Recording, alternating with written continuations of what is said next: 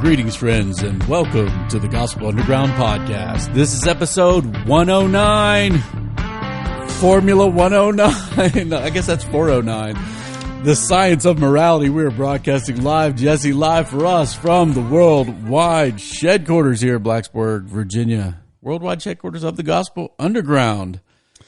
My sabbaticaling friend with the hunting hat and fishing, hunting, I put a golfing. collar shirt on because I knew you were going to film this, but it's it's probably only second or third time I've had a collar on during my sabbatical. You've been like flip-flops, no shirt or tank top at the house, kind of. Some of those flip-flops you can open a beer with on the bottom. I don't have those, but I do. I can open a beer with my pocket knife. Right. Yeah. If you're making like beer battered shrimp or something. Beer battered shrimp, or if you want to open like a fancy soda. Oh, yeah. Craft beer, craft soda. We like it here on the Underground. We are not beholden to silly things, Jesse, but we care about the good. Thank you for joining me. I know we're a little tight on time today. Man, it's You're good making to be here. Yeah, great it's effort. good to be here. It is a beautiful day in Blacksburg. A little stormy, but it is. It's nice. The grass is green because it's been raining a lot. And we were just talking before we jumped on the show, guys, about I was bragging on Kylene. I've been going to a lot of soccer games. My daughter's a junior at Blacksburg High School. They're like 9-0 and scored like 1 million goals. Hadn't given up one this year. And we play Christiansburg High School, local rivalry in all sports. The Bruins against the Demons. We're going to put it on them, I think. Yeah. At least that's down with the Demons. Down with the Demons. Demons always wrong. The devil, Duke, down Blue with the devil. You got to get down with Duke. Always bad. Go Tar Heels. When you think about goodness in the world and badness, when you think of Duke, you think of badness. It's evil, guys. If you're listening out there, Brent Malcolm, Willie Pyle, I'm talking to you. Duke Blow Devils, you should leave just know that it behind. too. You know it. There's a moral guide in us. It's deep down in your soul and your gut, and you know, or just take basic maxims. The diabolos is not good, whether he's blue or whatever. Well, Jesse, today we are rounding the corner in our series. We're finishing up a look at kind of the historical trajectory of what the world. By that we mean since the denial of God, trying to ground morality scientifically. Of course, we looked through the history of, say, the Enlightenment, where the idea is like, hey, we need to look at our feelings now and study us rather than looking for corresponding our lives to what is good. Well, like, hey, well, what do people like? Maybe we'll find good there. Utilitarianism that says, hey, whatever gives the most pleasure or the best results, maybe that's good. And certainly last time together, we looked at the kind of comeuppance of the denial of God in ethics, which really kind of burned down the ethical house, so to speak, in Western civilization. So we looked at things like existentialism, critical epistemology, meaning, hey, this truth stuff, this morality stuff, this goodness stuff, just a power game. We need to deconstruct all truth and power claims. And we're left with cultural relativism. Hey, that's what they think, what's what we think. Tribalism, well, maybe we're going to fight about it. And then certainly in our culture, the emergence of neo-nationalisms and neo-racisms and the splintering of people along all sorts of lines. We need someone to fight, so we are now fighting each other in our culture. In fact, there was a good article. I'm not going to mention much about this, Jesse, but there's a good article in The Atlantic this week. I think the title was America Isn't Split in Half, It's Divided into Four, looking at kind of the ideological homes of four different camps in modern American life. Good read if you want to hit that up. So where we are with this series today, Jesse, we're going to look at kind of the new science of morality, which is kind of like a mixture of some of the Enlightenment ideas with some new technological innovations in studying the human beings. So I just want to remind everyone why we're hitting this up, because we're about to take a turn over the next several episodes. Today we finish up, here's what the world looks at today. And we're going to look at that both in an intellectual and academic sense, but also in a kind of a popular on the street sense. Where are things today?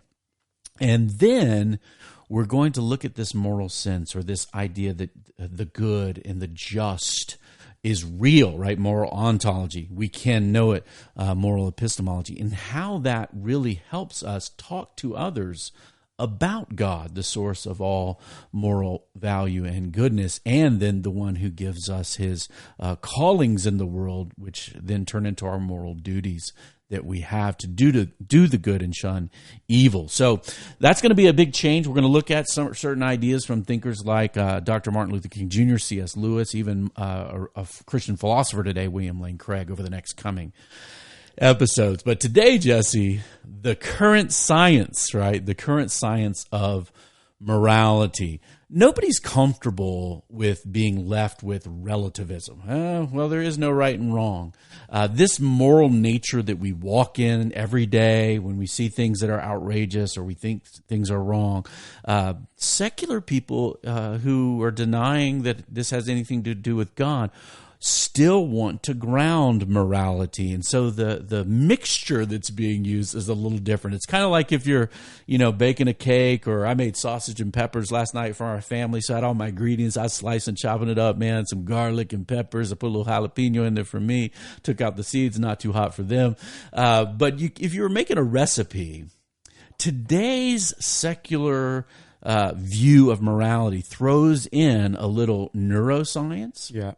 With evolutionary biology, along with a term we've heard earlier in the series, social goals, or societal goals, and you have to have these together. And so the way it works, you're saying the average person is sort of creating their own sausage and peppers.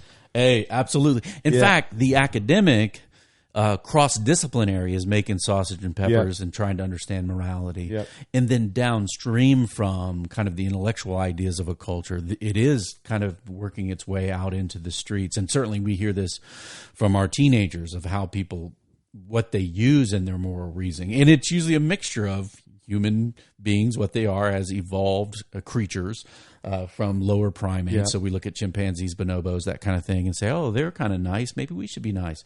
Neuroscience, looking at the moral forming properties of the human brain, along with, okay, what do we want together as society? So Netolewski and Hunter, they call this a new synthesis, and the reason why it is something new because it's using like brain imaging technology and new insights into altruism that comes from evolutionary ethics. It's a little dangerous when you start talking about morality from evolution because you're dealing with survival and the law of the jungle, so to speak.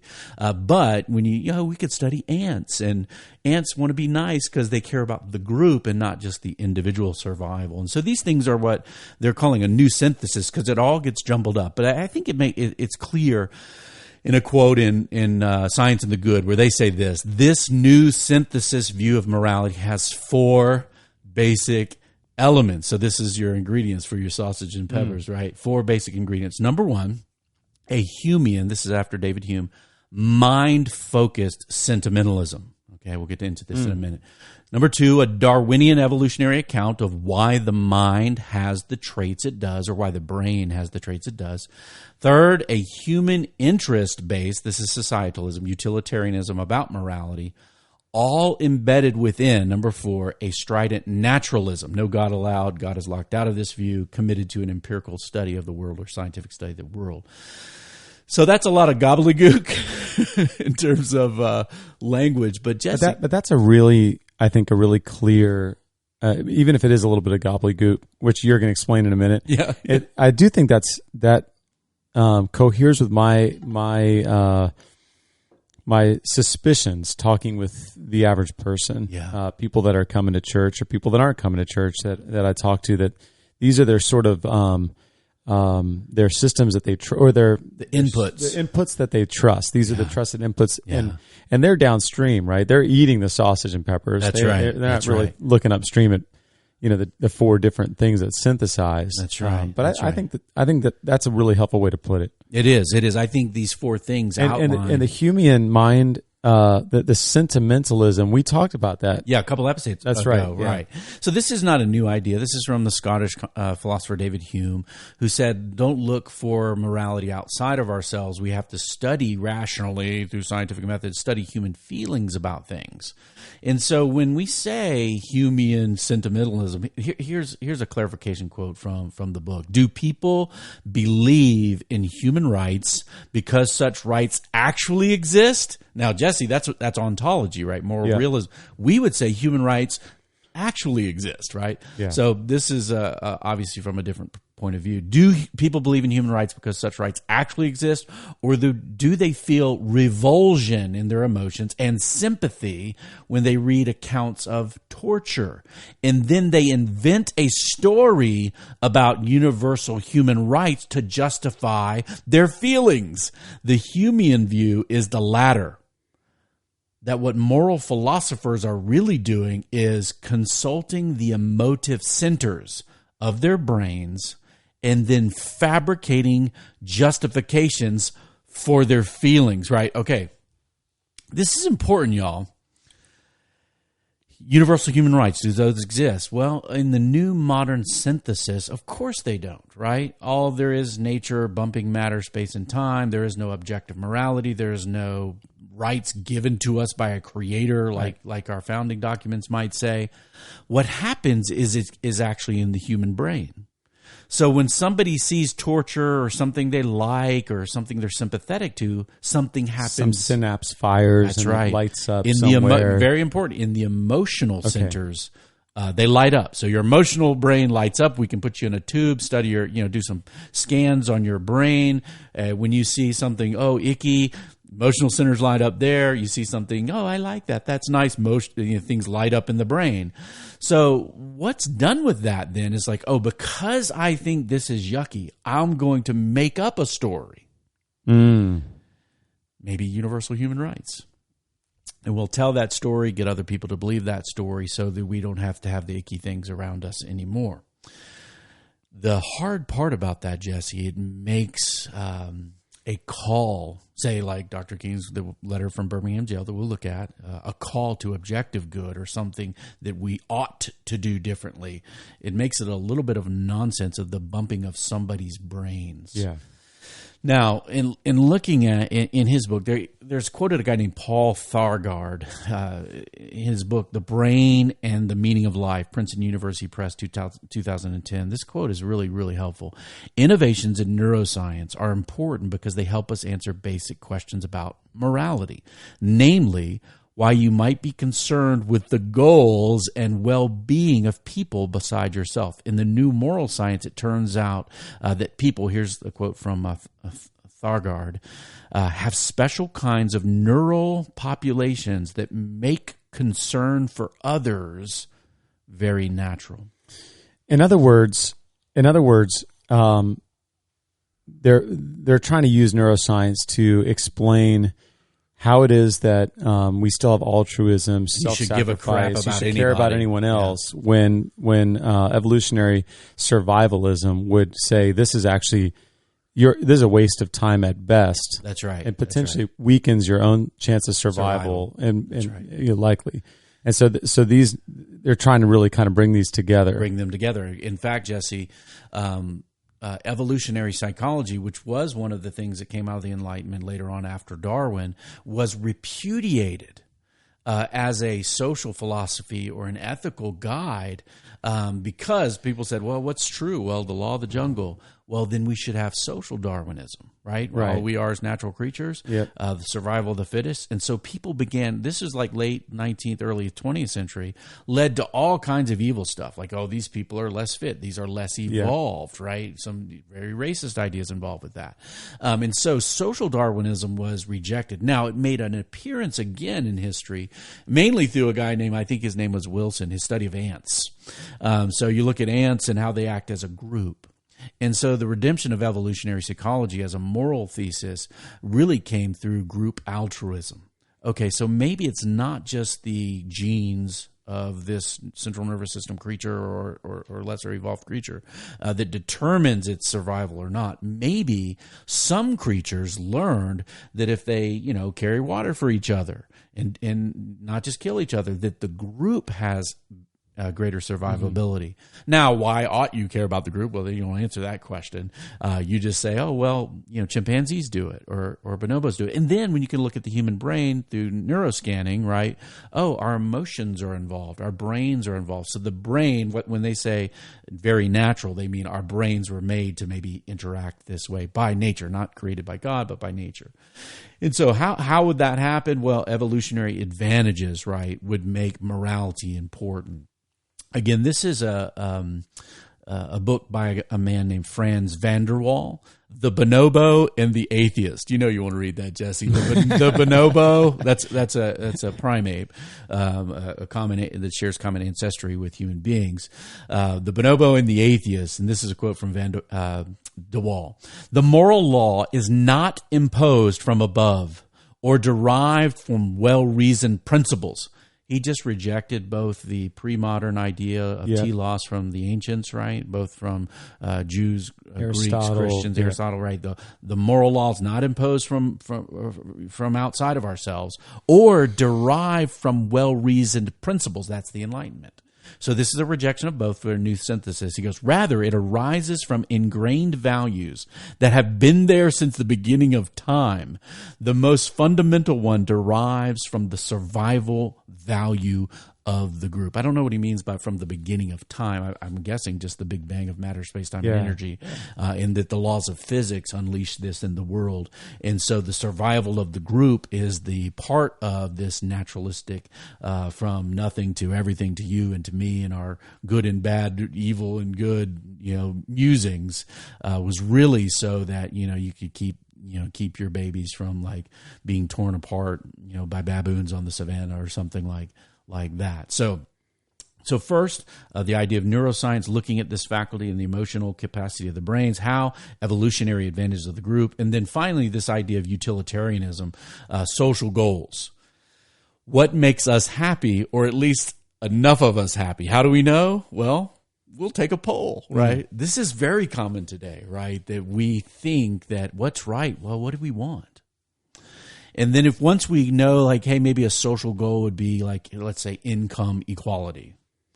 Then you look at the means by which you could get income equality. Maybe you could go Mad Max in the world, right?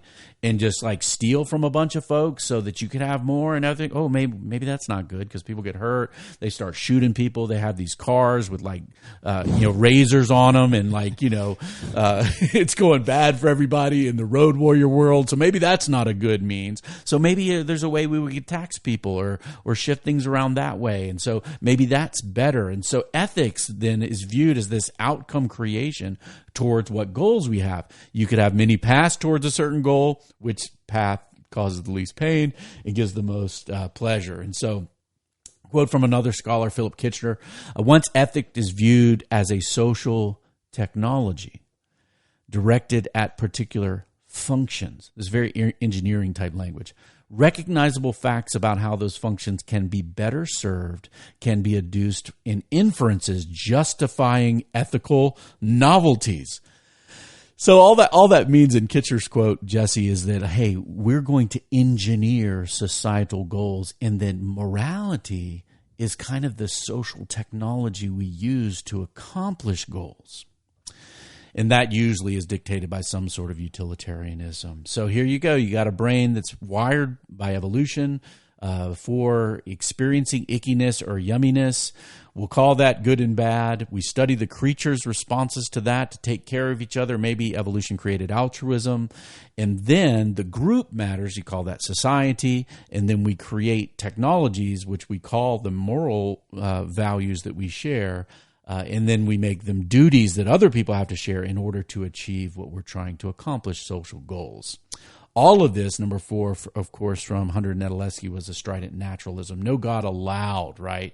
And they summarize it this way. One strain of naturalism seeks to provide empirical scientific observation only for all of reality fitting into the domain of interacting physical particles. This would render purely metaphysical or transcendent accounts of reality, not only unnecessary, but unthinkable. So the modern academic quest, Jesse, the new scientific quest, if you will, is to put these things together. Brains that were made for ickiness and survival. Group love to take care of each other. Societal goals. And then you go back from that to say, oh, let's create means to those goals. We'll call that morality. You see any problems there at all? Yeah. Yes. Yes. I was just thinking about how the strident naturalism is in some ways more than just the fourth, more than just the peppers in the dinner, right? I mean, in some ways, it is the driving part of the equation. Yeah, it's almost the chef. The presupposition or the chef, because it's what makes sense of the other things, right? Like if that's your worldview, if that's your the way that you look at reality, then the other things do. You find ways to make them make sense, right? And you have to almost because you have to, right? Because the good is necessary, right?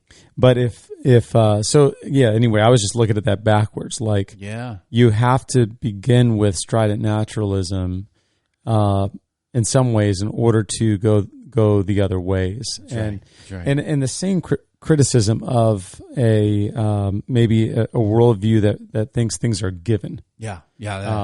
Would be that it's maybe unverifiable or non-scientific. But in some ways, this is. I mean, how do you test your hypothesis about the evolutionary advantages that groups hold in human history? Yeah, it's an untestable hypothesis because it's a historical. But it makes idea. sense if you've started with. We're in a close natural Michael system. Behe's most recent book, Darwin Devolves. He has a section in there how almost evolution is used as like a magic word or almost like a pseudo creator. Like, look what evolution did. We know something like happened Mother because we're Earth. here. Yeah, it's like evolution did this. We don't say how it did this, but hey, the bonobos, they like free love and like being nice. So maybe we're like the bonobos, and so this dictates why we are moral. The problems arise all over the place. Because look, objective morality or morality itself not only says that there is good, but there's also this kind of moral duty associated with. Not only should you value what is truly valuable, but you ought to do the good and shun evil.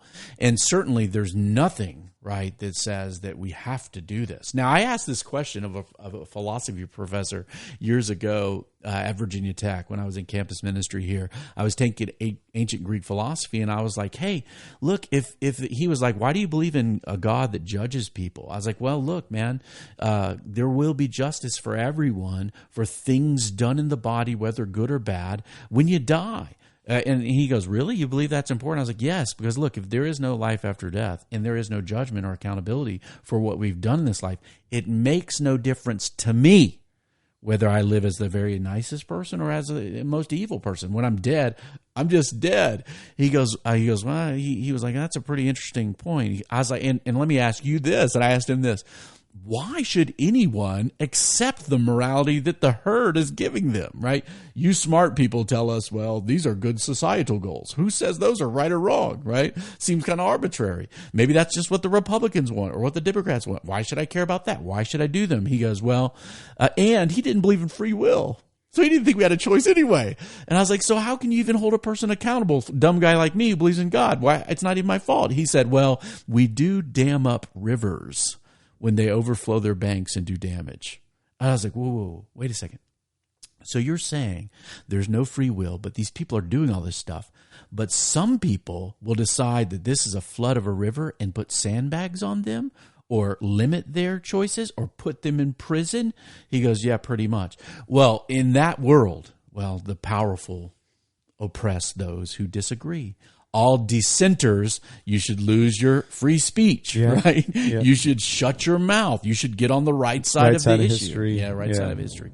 Lots of problems. So at the popular level, I know most people aren't thinking of their brains emotive centers and how evolutionary naturalism, group altruism makes them think about societal goals or do this or that. On a popular level, in them streets, right? What are people doing? Well, what is right? Well, we take a poll. What do most people think? We democratize the feelings, right? And then we gang up on those who dissent. And this is where it's shocking, right? That stuff that was considered immoral maybe a decade ago or wrong 2 decades ago, all of a sudden has changed. And not only has it changed, anyone who dissents the sandbag should be put up, and they should be punished. Free speech be damned, right? Your speech is hurtful. We can't let you say that. Why?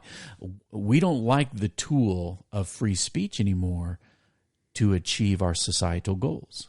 So we will put gags on people, right? And this is shocking that both sides of our political discussions are both like making encroachments on these basic liberal freedoms that the American system, at least, that came out of Western civilization, believed in. Why? Well, our social goals. If you talk and if you do this, you're doing violence, you're hurting people with your words, and so you need to be quiet. And both Republicans and Democrats are making these kind of arguments today, and I think we need to resist that sort of thing. So, social goals. What are the real questions about them? Should we ask, are these goals right? Well, the modern synthetists would say that's the wrong question because they seem right to us now. Well, let's take a poll and get on the right side of history. Now, here's the thing. We will see that this view is actually smuggling in old views of morality or right and wrong. So if you will, like, hey, let's have a social goal. What's that? Well, is it right or wrong? Well, let's see what the best ways. I want you to hear these value languages, Jesse. What is the best way? What is the gooder way to achieve that social goal? Maybe Mad Max is not as good, but this is the thing. We're trying to say what good is. And we have no definition left. Maybe there's lots of ways to get the goal. Which one is better? We don't know. The one that makes the most people happy, run an experiment. We'll call the outcome good if it doesn't hurt a bunch of people. Sadly, this is human history. We do social goals, experimentation, and with the hearts of humanity. If you have no moral compass outside of yourself to guide the actions of us collectively and together, we literally, constantly, and repeatedly unleash hell on earth. We need a better way. So, Jesse, I think you're right on when you said, hey, maybe this idea of naturalism having to be assumed, having to be enforced is the problem. Yeah, and really to view this Christianly, in some ways we have to settle into a relationship with science, with naturalism, with how the world works and how it can be studied and verified and science, scientia, knowledge, as it's rightly called, Latin term, scientia for knowledge, emerged out of people who believed in a rational order of the universe because they believed it was created. That's right. And that we can study it. It is orderly, that we can come to conclusions scientifically. We have no war with science. We need to have science find its place, not by the denial of God, but for which God made us as rational creatures. That's right. Yeah, the battle isn't really between the church and science or God and science, but it's really about these kind of presuppositional kind of worldviews. Does the world correspond to what God's created? Can we have a ontological reality that we can find and we can search and we can empirically look at or do we just that's a good thing to do. That's right. Science is a great thing. I have a degree in it. My undergraduate degree was in applied computer science and physics. I love it. That's why you're such a smart guy. No, it's not. No, we don't privy scientific knowledge over other knowledges. That's scientism. My kids like math and science. Well, at least 2 out of 3. Kayla does not at all. Doesn't mean she's not smart. She's brilliant. She just likes poetry and writing and other human aspects of knowledge that are also important. But science we have to talk about here, Jesse, because if you deny God, you're left with yourself. Yeah. Right? And here's the thing. The question asked in the book Science of the Good, when they look at this new synthesis, is they said, look, science is helpful, but we have to see what we're talking about when we talk about science grounding or giving the foundations for moral goodness or moral reality. And they talk about a level 1 commitment. That would be science demonstrating what is in fact good and bad, right and wrong, and how we should live. Has science done this? No, not even close, right? Can't, right? Can't. It's shown itself to be impotent. In this, level 2 would be maybe there's some scientific evidence against some moral claims or theories like, hey, this race of people is inferior to another race of people. Scientifically, we can look at that and repudiate these kinds of ideas. But level 3 use of science and morality, Hunter and Nedoletsky is described this way. I think this is very helpful. Level 3 would say, we would provide scientifically based descriptions of, say, the origins, where morality comes from, or the specific way or capacity for moral judgment is embodied in our neural brain architecture, or whether human beings tend to behave in ways we consider moral or immoral. Evidence for these sorts of views doesn't tell us anything about the content of morality, what is actually right and wrong, but they speak to the human capacity for morality, and in that sense are interesting. Interesting, right? So we got to realize there are limitations for what scientific study can do and cannot do. Can they look at how our brain functions neurochemically when we go through moral decision making, or we see something that is wicked and reprehensible? Yes, of course we can do those sorts of studies. They are interesting. They do not ground moral reality, nor can they give it to us. And they certainly can't tell us that we ought to do certain things. That has to come from another place. So is science good? Yes. Science is good for some things. Yeah. But only so good, right? So what is the societal goal? Is it just? Is it evil? Who says? Based upon what?